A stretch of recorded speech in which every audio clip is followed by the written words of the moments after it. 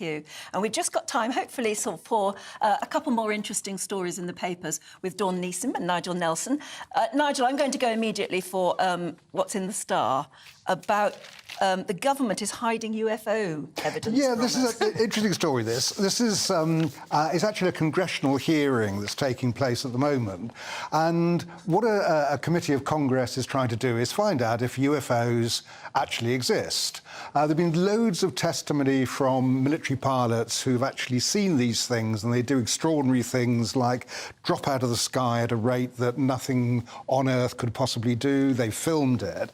But they've got one whistleblower there who's a former intelligence officer.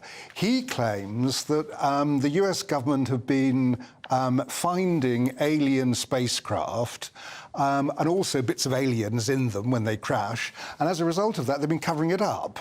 The latest development is that David Grosh, the particular officer in question, is now being smeared because they say he's got mental health issues because of PTSD.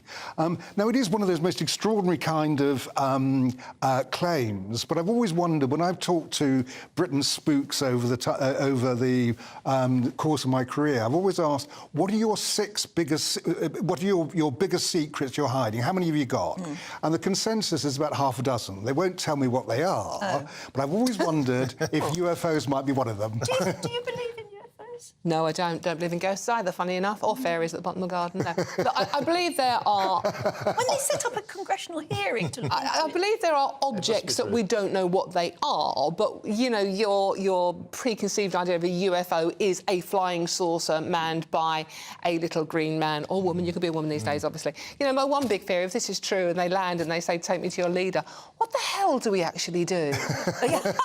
Well, that's a very good question, yes. What if they take him to Joe Biden? They may conclude there's no intelligent life on Earth. Well, exactly that, yes. And talking of politicians, just want to correct Mr Madders there on one point. The NHS in Wales has been run by Labour for 25 years, and they have had the same strikes as the rest of the country. There you So, are. okay. That's a happy note to end on, isn't Yes, it? exactly. Wait, you're going to come back, though? Yes, oh, yes, Try and please. find some happy stories for us. Oh, well, we've got happy stories. Yeah, good. We have got happy stories. Oh, all right, all right. They're bringing happy stories for you. Happy stories next time. We all need a bit of cheering up. Anyway, thanks very much indeed, and we'll see you next hour.